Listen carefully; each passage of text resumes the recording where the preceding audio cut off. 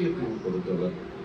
காரணம், நாம் கிறிஸ்து அவர்கள் என்பது நம்மை அடையாளப்படுத்துவதை நற்கொடை ஆராதனை தான்.